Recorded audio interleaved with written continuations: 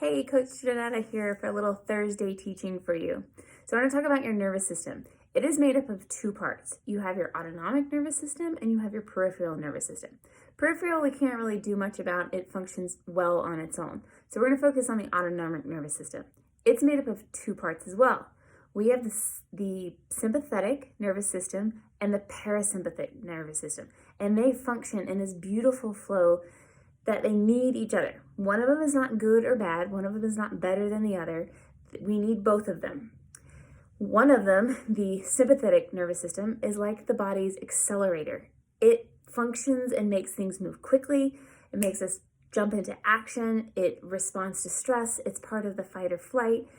It's where we move into when we have stress, good stress and bad stress. The second one is the parasympathetic nervous system. The parasympathetic is like the body's brake. It's when we move to a place of self-preservation, and it's where the body moves for taking care of self, like digestion and wound healing. All of that comes into the parasympathetic nervous system.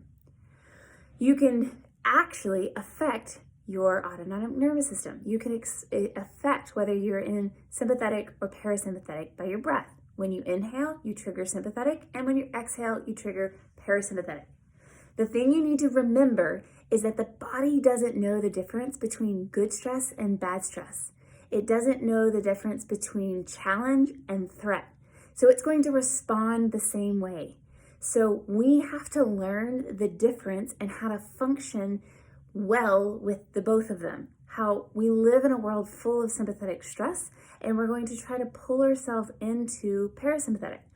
But that doesn't mean we live a life of just like namaste the day away. We want to engage and show up and work when it's time and appropriate. Like you're in sympathetic when you wake up in the morning. You're in sympathetic when we run you through a Tabata drill. That's where we want to like get it and go. But we always want to end a workout with coming down so that you have that beautiful cycle of moving in and out. And that's called heart rate variability. Is when we can change our inhale and our exhale and move from sympathetic to parasympathetic. So my question for you this week is to ask yourself, determine which one is easier for you to access.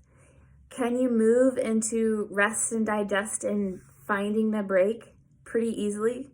Or what about the accelerator? Do you fire away? Do you get after it really quick? Which one do you tend to live in most of your day? Let me know in the comments below.